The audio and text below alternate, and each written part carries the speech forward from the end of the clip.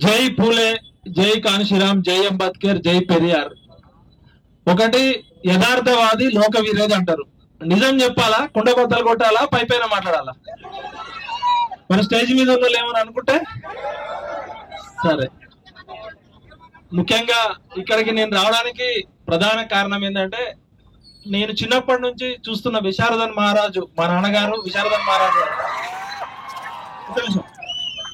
ఎందుకంటే వ్యక్తుల మధ్య ప్రేమ లేకుండా వ్యవస్థ నిర్మించలేము. మా నాన్నగారు ఉద్యమాల్లో ఉన్నప్పుడు, ఆయన టీనేజ్ లో ఉన్నప్పటి నుంచి కలిసి పనిచేసాడు. నాకు బాబాయ్ లాంటి విశారదన్ మహారాజా. సెకండ్, జస్టిస్ ఈశ్వరయ్య గారు నాకు ప్రత్యక్షంగా తెలియదు, కానీ ఆయన ఒక బీసీ కమ్యూనిటీస్ వచ్చి అసలు ఈ ప్రపంచంలో అత్యంత అన్యాయం జరుగుతుంది ఎక్కడన్నా అంటే న్యాయ వ్యవస్థలో. అలాంటి న్యాయ వ్యవస్థలో హైకోర్టు, సుప్రీంకోర్టు జడ్జీలు కాలేని అసాధ్యమైన కోటలోకి ప్రవేశించి ఆల్ ఇండియా ఓబీసీ చైర్మన్ గా ఉండి జస్టిస్ ఈశ్వరయ్య గారు, మనందరికీ ఆయన త్రినేత్రం తెరవాల. ఎవడో అంటుండు ఆయనకేం తెలుసు చట్టాలని. మరి అడక తినే నీకు తెలుసా ఆ చట్టాలు? ఇప్పుడు రాజ్యాంగం మార్చే ఒక న్యాయ కోవిదులకు తెలుస్తా చట్టాలు, లేకపోతే అగ్రవర్ణ పార్టీల మోచేతి నీళ్లు తాకి అడక తినే వాడు బిచ్చ వేసుకునే బొచ్చ కూడా వాడేయాలి, రెండోడు వెలమోడు కమ్మోడు. ఈ బిచ్చగాడికి తెలుస్తుందా? మరి చెప్పాలి కదా. ఇప్పుడు ఐఏఎస్లతో నాకు కొంచెం ప్రమాదం ఉంది, అనుభవం కూడా ఉంది. ఎందుకంటే కుండ బద్దలు కొట్టినట్టు చెప్పాలి. నేను నా జీవితంలో చాలా మంది ఐఏఎస్తో పనిచేసిన. నాకు 47 ఏళ్ళు. పృథ్వాన్న నన్ను 21 ఏళ్ళ నుంచి ఉద్యమాల్లో దింపుతున్నాడు. పృథ్వాన్న మేము జడి లక్ష్మణ గారితో పనిచేసినాం, జయప్రకాష్ నారాయణ గారితో వ్యతిరేకంగా పనిచేసినాం. ఆర్ఎస్ ప్రవీణ్ కుమార్ గారు ఒక బాహుబలి లాగా వస్తే ఆయన బిచ్చల దేవుడు అయిపోయాడు, ఆయనతో చూసినాం. ఇప్పుడు ఆకునూరు మురళిని ఎక్కడో అక్కడ జగన్ దగ్గర పెద్ద నౌకరు పనిచేసేటాన్ని పృథ్వీన తీసుకొస్తే ఆయన్ని మోసినాం. కానీ నలుగురు ఐఏఎస్లలో ఎక్కడో భయమో స్వార్థమో ఏదో ఉంది. కానీ చిరంజీవులు గారు ఒక ఐఏఎస్ బీసీ నుంచి వచ్చిండు, ఒక ఐపీఎస్ పూర్వచంద్రరావు గారు. వీళ్ళిద్దరు మా బహుజనులకు పుట్టిన బాహుబలి నమ్ముతున్నాం. వాళ్ళు పిచ్చల దేవులు, వీళ్ళు బాహుబలి నమ్మి ఇక్కడికి వచ్చాడు. అది ప్రూవ్ చేసుకోవాలి. మీ మీద ప్రేమతో వచ్చినాం కాబట్టి చిన్నోడిని ఇక సబ్జెక్ట్కి వస్తా. మొన్న జరిగిన బంద్ ప్రపంచంలోనే అతి విచిత్రమైన బంద్ అని గిన్నీస్ బుక్ రికార్డు వాళ్ళు కూడా రికార్డు చేయడానికి వస్తున్నారు. ఎందుకంటే ఎప్పుడైనా మనం యుద్ధం చేస్తే యుద్ధంలో శత్రువు ఎవడో డిక్లేర్ చేయాలి. సరే, వాళ్ళు చీకట్లో యుద్ధం చేసిర్రు. మన అత్తారింటికి సినిమా దారేదిలో పవన్ కళ్యాణ్ క్లైమాక్స్ లో ఆ రైల్వే స్టేషన్ మీద ఆ నడియా అనే వాళ్ళ అత్తతో ఒక మాట మాట్లాడుతాడు. అత్త, నేను నా జీవిత కాలం అంతా ఒక తెలియని శత్రువుతో యుద్ధం చేస్తున్నా, నాకు చీకట్లో యుద్ధం చేస్తున్నట్టుంది, ఆ అంతు చిక్కని శత్రువు ఎవరో తెలవట్లేదు అంటారు. మరి ఇలా 3 పార్టీలు, అన్ని ప్రజా సంఘాలు, కుల సంఘాలు చేసిన శత్రువు ఎవడో, ఇప్పుడు శత్రువు ఎవడో డిక్లేర్ చేస్తున్నా. ఈ యుద్ధ నినాదం ఉంది కదా మీ పాంప్లెట్ లో. నేను చెప్పేది కరెక్ట్ అయితే మీరు జైగొట్టండి, తప్పైతే చెప్పండి. శత్రువు ఎవరంటే ఈ అగ్రవర్ణ ఆధిపత్య మనువాద భావజాలంతో మొత్తం 79 సంవత్సరాల రాజ్యం ఇచ్చిన సుప్రీంకోర్టులో తప్పుడు జడ్జిమెంట్లు ఇచ్చిన ఈ కులవాద పెత్తందారుల జడ్జీలు మన శత్రువులు. అవునా కాదా? చాలా మంది అంటారు, నువ్వు సుప్రీంకోర్టునే ప్రశ్నించే మగవాడివా, హైకోర్టునే ప్రశ్నిస్తావా అంటే, ఇది బ్రిటిష్ రాజ్య వ్యవస్థ కాదు. ప్రజాస్వామ్యంలో రాజ్యంలో కూడా సుప్రీంకోర్టు భాగమే, రాజ్యంలో కూడా ప్రజాస్వామ్యం, రాజ్యాంగం భాగమే. రాజ్యాంగంలో తప్పులుంటే ఇన్నిసార్లు సవరించుకున్నాం కదా. సుప్రీంకోర్టు జడ్జీలు, హైకోర్టు జడ్జీలలో 90% ఉన్న ఎస్సీ ఎస్టీ బీసీల వాటా 10% కూడా లేనందుకు సిగ్గుపడాలి. ప్రపంచంలోనే అతిపెద్ద ప్రజాస్వామ్య దేశం, ప్రపంచంలోనే 5 మిలియన్ ట్రిలియన్ ఎకానమీగా పోతుంది కదా. మీ లార్డ్ అని మిమ్మల్ని గౌరవిస్తే బహుజనుల గొంతుకొస్తున్న తీర్పులు ఇచ్చిన జడ్జీలు మొట్టమొదటి శత్రువులు, జడ్జిమెంట్లు తప్పుగా ఇస్తున్న జడ్జీలు శత్రువులు. ఇవాళ ఢిల్లీ హైకోర్టులో, ఢిల్లీ సుప్రీంకోర్టు జడ్జీల ఇళ్లలో, వాళ్ళ పార్కింగ్ ప్లేస్లలో 100 కోట్ల రూపాయలు తగలబడుతుంటే ఫైర్ ఇంజన్లు వచ్చినాయి. అంటే జడ్జీలలో కూడా మంచోళ్ళు చెడ్డోళ్ళు ఉంటారు కదా. ఆ అలహాబాద్ ఈ హైకోర్టు సుప్రీంకోర్టు జడ్జి ఇంట్లో నోట్ల కట్టలు తగలబెడితే ఫైర్ ఇంజన్ వచ్చి ఆర్పుతుంటే అప్పుడు మీడియాకు వస్తే ఈ జడ్జిని అలహాబాద్ హైకోర్టుకు పంపిస్తారు. అప్పుడు అలహాబాద్ హైకోర్టు ఏమంటది, మా అలహాబాద్ హైకోర్టు ఏమన్నా చెత్తగుట్టనా, ఆ చెత్తని తీసుకొచ్చి మా దగ్గర వేయడానికంటే. మరి 79 సంవత్సరాల నుంచి చెత్త తీర్పులు ఇస్తున్నా, తప్పుడు తీర్పులు ఇస్తున్నా ఈ న్యాయమూర్తులకి మీకు మనసు లేదా? ఈ 79 సంవత్సరాల్లో బీసీలకి ఎంత అన్యాయం జరుగుతుందో ఇవాళ చిరంజీవి గారు స్పష్టంగా ఈ ఇస్మాత్ అంటే వాటా, ఆత్మగౌరవం, అధికారం అనే ఈ బుక్ చదివితే ఎవరైనా గుండె బలికి చచ్చిపోతాడు మనిషి అనేటోడు. రాజకీయ పార్టీలలో ఉన్న నాయకులారా, మీకు నేను రిక్వెస్ట్ చేస్తున్నా, డిమాండ్ చేస్తున్నా, ఇవాళ అన్ని రాజకీయ పార్టీలలో ఎస్సీ సెల్ ఉంటది, ఎస్టీ సెల్ ఉంటది, బీసీ సెల్ ఉంటది, ఎంబీసీ సెల్ ఉంటది, ఓబీసీ మోర్చా ఉంటది. 90% పైగా ఉన్న ప్రజల్ని ఈ 3 రాజకీయ పార్టీలు సెల్లుల్లో వేసి బంధించారు కదా. మా రాజకీయ పార్టీల నాయకులు మా ఆత్మగౌరవానికి ప్రతీకల్ని వీళ్ళేమన్నా జూ పార్కుల జంతువులా లేకపోతే సర్కస్ లో ఆడే జంతువులా? సెల్లుల్లో ఎట్లా వేసి బంధిస్తారా నా కొడగలరా? మీ పార్టీలు ఓనర్లు అయితే 90% ఉన్న ప్రజల్ని 90% మా వర్గాలకి ప్రతిగా ఉన్న మా బాహుబలులని మా పులులని మీరు సెల్లుల్లో వేసి బంధిస్తారా?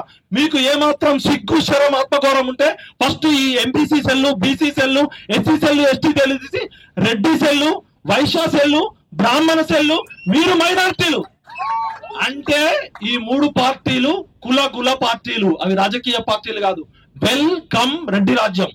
3 కులాలు 3 కుటుంబాలు బాగా తిని బలిసి ఎక్కువ అంటే వాళ్ళు తినాల్సింది 10% అయితే ఎమ్మెల్యేలు ఎంతమంది కావాలో తెలుసా? ఈ బుక్ లో చిరంజీవి గారు చెప్పింది 1952 నుంచి 2023 వరకు అన్ని అగ్రవర్ణాలు కలిపి 120 మంది కన్నా ఎక్కువ మంది ఎమ్మెల్యేలు కావద్దు. బ్రాహ్మణులు, వైశ్యులు, రెడ్లు, కమ్మలు, వెలమలు కలిసి ఈ 16 సార్లు ఎన్నికలు జరిగితే వాళ్ళకి న్యాయబద్ధంగా వాళ్ళ జనాభా దాభాష ప్రకారం 120 ఎమ్మెల్యేలు రావాల్సి ఉంటే వాళ్ళు ఎంతమంది అయి ఉంటారో గెస్ చేయండి. ఎవరన్నా గెస్ చేయండి. చిరంజీవి సార్ తప్ప ఎవరన్నా చెప్పాలి. సార్ మీరు చెప్పండి, ఎంతమంది అయి ఉంటారు? చిరంజీవి సార్ చెప్పొద్దు. వాళ్ళు 120 మంది కావాల్సిన ఎమ్మెల్యేలు 950 మంది పైగా ఉన్నారు. అంటే 830 ఎమ్మెల్యే సీట్లు అప్పనంగా దొబ్బిపోయింది. నేను చెప్తున్న డేటా కాదు, చిరంజీవి గారు చెప్తున్న డేటా. అక్కడి నుంచి మొదలుకుంటే ఇక నేను పనిచేసిన మీడియా సెక్టర్ తీసుకుందాం. నేను ఒక 25 ఏళ్ళు బీసీజే, ఎంసీజే, ఎంఫిల్, పిహెచ్డి చేసి టిఎన్ శేషన్ స్కూల్లో పబ్లిక్ పాలసీ చేసినాక అసలు మీడియాలో ఎస్సీ, ఎస్టీ, బీసీల సంగతి తీస్తే బీసీలకి ఒక్క పేపర్ కూడా లేదు. సూర్య పేపర్ ఒకటి ఉంది, అది చాలా మంది మనం ఇంకా చదవలేకపోతున్నాం. బీసీలకి మెయిన్ స్ట్రీమ్ లో ఒక పత్రిక ఉందంటే ఒక్క సూర్య పేపర్ ఒకటే ఉంది. బీసీల కోసం ఒక మెయిన్ స్ట్రీమ్ ఛానల్ ఉందా? మరి ఈ ఛానల్ ఎందుకు చూడాలి? ఈ పత్రికలు ఎందుకు మనం చూడాలి? వాళ్ళు రాసే ఇవి పెట్టుబడికి కట్టుకథలకి పుట్టిన విషపుత్రికలని శ్రీశ్రీ గారు ఎప్పుడో చెప్పారు. ఇవాళ ఇంత పెద్ద బీసీ మూవ్మెంట్ నడుస్తుంటే ఇక్కడ మన త్రిమూర్తులు లాంటి వాళ్ళు ఇక్కడికి వచ్చి కూర్చుంటే ఏ మెయిన్ స్ట్రీమ్ మీడియా ఎందుకు లైవ్ చేయట్లేదు? రేపటి నుంచి నేను రిక్వెస్ట్ చేస్తున్నా, మన బీసీల వార్తలు కవర్ చేయని ఛానళ్లు కానీ మన బీసీల గురించి రాయని మెయిన్ స్ట్రీమ్ పత్రికను అవసరమైతే తగలబెడతాం, అవసరమైతే నిషేధిస్తాం. ఇది డైరెక్ట్ వార్నింగ్. మీ కుల పత్రికలని బజార్లో తగలబెడతాం కూడా. ఎందుకంటే మీరు మమ్మల్ని ఎజెండా సెట్టింగ్ థీరీలో, ప్రాపగండా థీరీలో బీసీలు మా బాహుబలులని బిచ్చల దేవుళ్ళు చేసేది మీరే. ఇక మీడియా సంగతి అట్లుంది, న్యాయ వ్యవస్థ చూస్తే అట్లుంది, రాజకీయ వ్యవస్థ చూస్తే ఈ 130 కులాలలో కనీసం ward member, sarpanch, MPTC, ZPTC కాని కులాలు 90 కులాల పైన ఉన్నాయి. మనము ఎస్సీలకు ఎంత వస్తుంది రిజర్వేషన్? 17% వస్తుంది. ఎస్టీలకు ఎంత వస్తుంది? 10% వస్తుంది. బీసీలకి 10% ఉన్న ఓసీలకి 10% ఈడబ్ల్యూఎస్ రిజర్వేషన్ వస్తుంది. 60% పైగా ఉన్న బీసీలు, ఎంబీసీలు, ఈబీసీలు, డీనోటిఫైడ్ ట్రైబ్స్ కి, డిఎన్టీలకి 0 రిజర్వేషన్. సంచార జాతులకి, అర్ధ సంచార జాతులకి, విముక్త జాతులకి 0 రిజర్వేషన్. విముక్త కులాలకి 0 రిజర్వేషన్. 60% పైగా ఉన్న బీసీలకి 79 సంవత్సరాల తర్వాత 75 ఏళ్ల రాజ్యాంగం అమలైన తర్వాత కూడా 25% రిజర్వేషన్ వస్తుందంటే ఈ న్యాయ వ్యవస్థ ఏం చేస్తుంది? న్యాయ దేవత కళ్ళు కంత ఇవ్వాల్సిన అవసరం ఉంది. కాబట్టి మేము ఇట్లా చెప్పుకుంటూ పోతే పౌల్ట్రీ రంగంలో వాళ్ళే, మందు తయారు చేసేది వాళ్ళే. మనకి మందు చూపు ఉంది కానీ ముందు చూపు లేదు. మనం తాగుబోతులు అవుతున్నాం, వాళ్ళేమో లిక్కర్ కంపెనీ ఓనర్లు అవుతున్నారు. చికెన్ తినేది మనం, పౌల్ట్రీ కంపెనీ ఓనర్లు వాళ్ళు అవుతున్నారు. బట్టలు నేసేది మనం, షాపింగ్ మాల్స్ అన్ని వాళ్ళకే. రియల్ ఎస్టేట్ లో మనకేమో గజం స్థలం కూడా దొరకదు. రియల్ ఎస్టేట్ కంపెనీలని 3 కులాలే. కాబట్టి ఈ వెలమ, రెడ్డి, కమ్మ ఒకప్పుడు వీళ్ళు కూడా సూత్రులు అని చెప్పి ఇప్పుడు వాళ్ళకి రావాల్సిన వాటా కోసం వాళ్ళు కాకుండా ఎక్కువ తిని దొబ్బుతున్నారు. కాబట్టి వాళ్ళకి విఆర్ఎస్ ఇవ్వాలా వద్దా? వెల్కమ్ రెడ్డి కులాలకి వాళ్ళ దామాషా కన్నా ఎక్కువ తింటున్నారు కాబట్టి తిరిగి సొసైటీకి పే బ్యాక్ చేయాల్సిందే.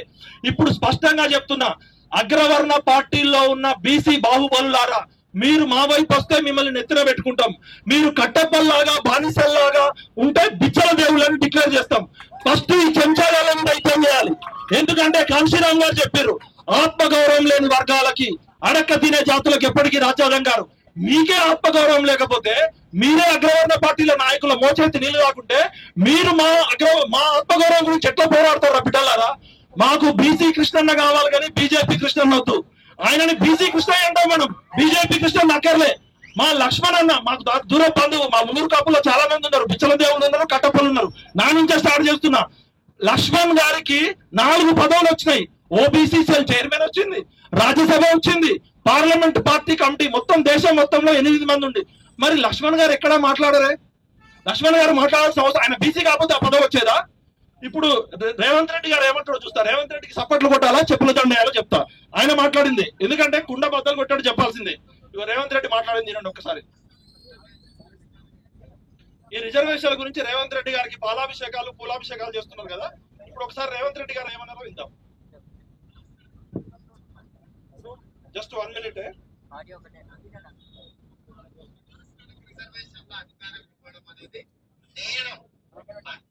ఆయన ఏమంటున్నా అంటే రిజర్వేషన్ లో అధికారం ఇవ్వడం అనేది నేను అడిగితే జైల్లో పెట్టాలి.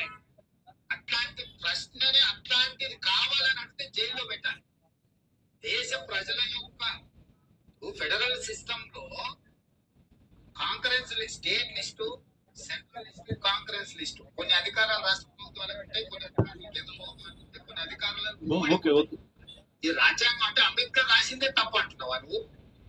ఎన్నో డిబేట్లు సెంట్రల్ జరిగిన తర్వాత నిర్ధారించినవన్నీ ఏ అధికారం ఎక్కడ ఉండాలనేది నెలల కొద్ది సెంట్రల్ లో డిబేట్ జరిగిన తర్వాత రచించిన రాజ్యాంగం ఇది. అంటే అంబేద్కర్ గారు రాసిన రాజ్యాంగ స్ఫూర్తిని తలకిందులుగా చేసి, అంటే ఈయన ఏమంటాడంటే రాష్ట్రాలు రిజర్వేషన్ గురించి అడిగితే జైల్లో పెట్టాలంటుడు. మరి నువ్వు పాలాభిషేకాలు పూలాభిషేకాలు చేసుకున్నావు కూడా ఎందుకు పెట్టవు?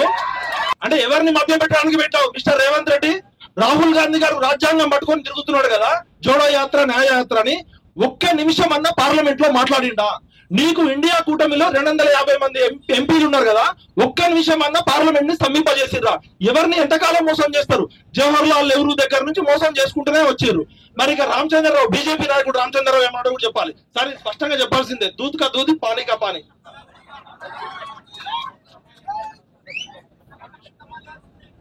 కనీసం దొంగల్ని బయట పెట్టాలి, శత్రువు ఎవడో చెప్పాలి. పెద్ద మనుషుల కన్నా ముందు దొంగలు.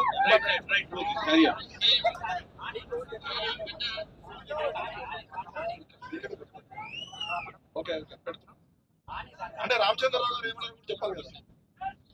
ఎందుకంటే కాంగ్రెస్ పార్టీ ఈ రోజు 42% ముస్లింలకు, మన బీసీలకు రిజర్వేషన్ చెప్తూ దాంట్లో 10% ముస్లింలకు ఏదైతే జోడిస్తున్నారో దాన్ని బీజేపీ వ్యతిరేకిస్తుంది. 42% బీసీలకు మీరు రిజర్వేషన్ ఇవ్వాల్సి ఉంటే, ఎందుకంటే మీరు బిల్లు ప్రవేశపెట్టారు. ఆ బిల్లుకి సపోర్ట్ చేసింది బీజేపీ, బేషరతుగా సపోర్ట్ చేసినాం. మరి అటువంటిప్పుడు దాన్ని అమలు పరచాల్సిన బాధ్యత మీది కాదా అని అడుగుతా ఉన్నాను. ఈయన ఏమంటాడు, బీసీలకి రిజర్వేషన్లలో ముస్లింలకు ఇస్తున్నారని చెప్తున్నారు. చిరంజీవి గారు మీరు స్పష్టంగా చెప్పండి, ఎక్కడన్నా మీరు పెట్టిన దానిలో డ్రాఫ్ట్ లో 10% ముస్లింలకు ఇస్తామని ఉందా? లేదు లేదు లేదు. మరి ఎవరిని మభ్య పెడుతున్నారు వీళ్ళు? మనందరినీ. అయితే వాళ్ళు స్పష్టంగా చెప్తారు, బ్రాహ్మణ్ బనియా పార్టీ ఆర్ఎస్ఎస్ వాళ్ళు మేము జనాభా గణన చేయము, కులగణన చేస్తే భారతదేశం విడిపోతుంది, లక్షల కుటుంబాలు ఉన్నాయని సిగ్గు లేకుండా సుప్రీంకోర్టు అఫిడవిట్ ఇచ్చి మొన్న బంద్లో ఎట్లా పాల్గొన్నారు? బద్మాష్ గారు మీరు బంద్లో ఎట్లా పాల్గొన్నారు? మీరు బంద్లో ఏ ముఖం పెట్టుకొని పాల్గొన్నారు? మరి మరి మిగతా భారతదేశంలో ఉన్న అన్ని రాష్ట్రాల్లో ముస్లింలకు రిజర్వేషన్ లేవా? మోడీ గారు ప్రధానమంత్రిగా ఉన్న గుజరాత్ లో ముస్లింలు ఉన్నారా లేరా రిజర్వేషన్లు? అంటే ఇది ప్రజలని, బీసీలని ఇంకా ఎంతకాలం పిచ్చోళ్ళని చేస్తారు? ఇది ఎడ్డి తెలంగాణ కాదు, గుడ్డి తెలంగాణ కాదు. బొడ్రాయి దగ్గర కూర్చొని రాయి పట్టుకొని కూర్చున్నాం బిడ్డ. ఒక్కొక్కరిని ఇంటి ముందు చావుడప్పు మోగిస్తాం. ఇక టీఆర్ఎస్ పార్టీ ఏమంటో చూద్దాం. అయ్యో మా ఇంకో బండి సంజయ్ ఏమంటో చూద్దాం.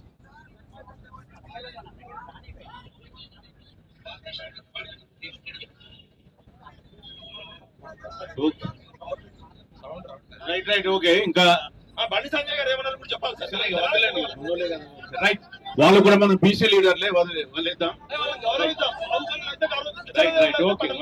ఇంకా ఉన్నారు ఇక్కడ 5-6 ఉన్నారు, మాట్లాడాలి. ఓకే. బండి సంజయ్ గారు కూడా ముస్లింస్ మేము వ్యతిరేకము, తెలంగాణ రోల్ మోడల్ అంటున్నాడు రాహుల్ గాంధీ. కాబట్టి మేము ఇండియా వైడ్ అడ్డుకోవాలంటే ఇక్కడ నుంచి అడ్డుకుంటామంటారు. మరి మీరు ఏ ముఖం పెట్టుకొని వచ్చారు మొన్న బంధులోకి? ఎందుకు వచ్చారు? ఒకవైపు ఏమో సార్, ఒక్క నిమిషం సార్, ఒకటే చెప్తున్నా, మోహరించిన సైన్యాలనైనా ఆపవచ్చు కానీ ముహూర్తం ఆసనమైన ఆలోచనలు ఎవరు ఆపలేరు. బీసీలు అంటే బ్యాక్వర్డ్ క్లాసెస్ కాదు, మనల్ని వెనక్కి నెట్టేసిన కులాలు. మనకి బ్రిలియంట్ ఉంది, క్రియేటివ్ ఉంది. We are backbone of this nation. అడుక్కుంటే వచ్చేది రాజ్యాధికారం కాదు. మీ ఆధ్వర్యంలో మీరు జీవితకాలం అవసరమైతే ఆమర దీక్ష కూర్చోండి, మేము అందరం వస్తాం. చావో తేవో తేల్చుకుంటాం. ఇక ఇది బ్రహ్మ విష్ణు మహేశ్వరుల ప్రకృతి కలయికతో వచ్చింది. శత్రువు ఎవడో స్పష్టంగా చెప్పేసినాం. శత్రువు అగ్రవర్ణ ఆధిపత్య మనువాద భావజాలంతో అక్రమంగా సుప్రీంకోర్టులో తప్పుడు తీర్పులు ఇచ్చే జడ్జీలు. రాజ్యాంగ సవరణ చేయాల్సిందే, 9వ షెడ్యూల్లో పెట్టాల్సిందే. పార్లమెంట్ లో బిల్లు ప్రవేశపెట్టాల్సిన రాజకీయ పార్టీలు ఈ స్ట్రీట్ ఫైట్ చేయాల్సిన అవసరం లేదు. 8 మంది బీజేపీ ఎంపీలు, 8 మంది కాంగ్రెస్ ఎంపీలు రిజైన్ చేయకపోతే రేపు పొద్దున మీ ఇంటి ముందు సాగు డప్పు కొడతాం. జై తెలంగాణ, జై బీసీ, జై భారత్. థ్యాంక్ యూ చాలా అద్భుతంగా